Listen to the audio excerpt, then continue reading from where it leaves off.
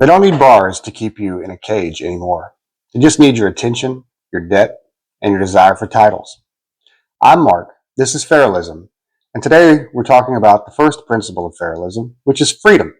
Specifically, 3 areas where you can apply a little freedom to your life every day and start reclaiming control of your life a little bit at a time. Think about it. Most people are living like domesticated animals. They're fed, they're housed, they're safe in a comfortable cage, but they've forgotten how to get more out of life. They've forgotten what it feels like to be truly alive. Our time here is finite, and depending on what you believe, the date you move on is predetermined, and there is nothing any of us can do about it. But what is not predetermined, and what we do have control over, is how we live our lives. So why live distracted and domesticated? Why live like you need the cage in order to survive? You see, domestication is subtle. It's the habit of asking for permission before you think. It's the comfort that makes you soft and the mundane repetition that makes you stagnant. Freedom isn't about escaping to some remote cabin in the woods off the grid. It's about escaping the mindset of domestication.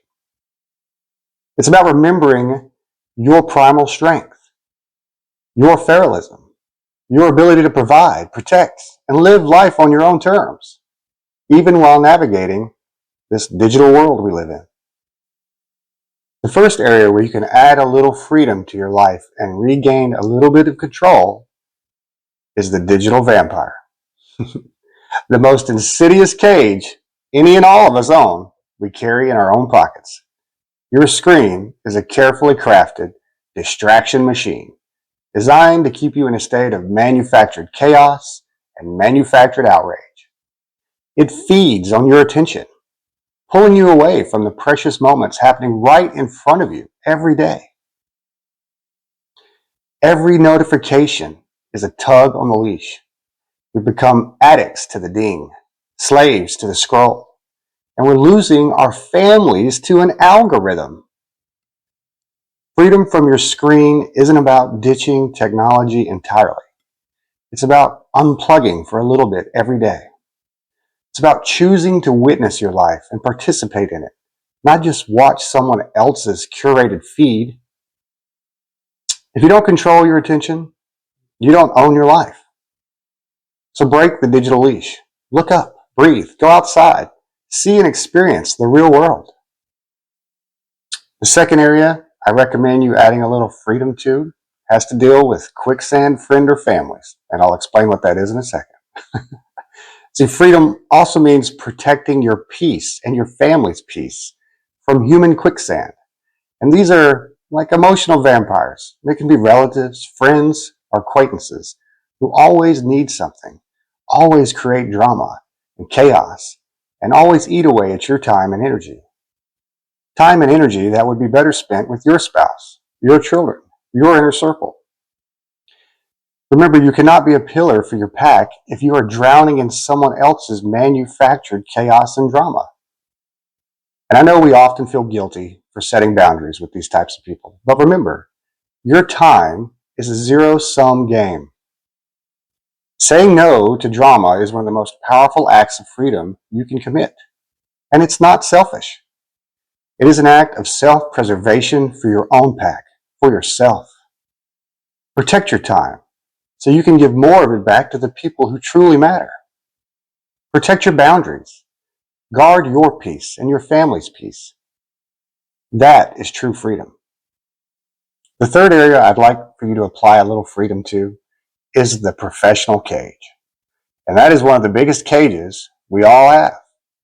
Your job demands your time, your energy, and often they want your soul. But you don't have to give it. This is called selective excellence. You give them your best work, sure, but you never give them all of you. You show up, you perform, but you don't chase the plastic trophies, the promotions, the titles, the pizza parties, and don't work the endless extra hours for a company that will replace you tomorrow. Be a mercenary for your family, not a martyr for a corporation. Your identity isn't tied to your cubicle. Your worth isn't measured by your LinkedIn profile, no matter how much effort and time you spend on it. Your time is a finite resource, and every hour you spend chasing someone else's dream is an hour stolen from your own dreams. Reclaim that time. Reclaim that energy. So we went over the 3 areas where if you add a little bit of freedom, you'll gain a little bit of control back over your life. The digital vampire, quicksand friends or family, and the professional cage. So you may be asking, how do you start? Well, you start by finding one area where you are captured, and you cut that cord.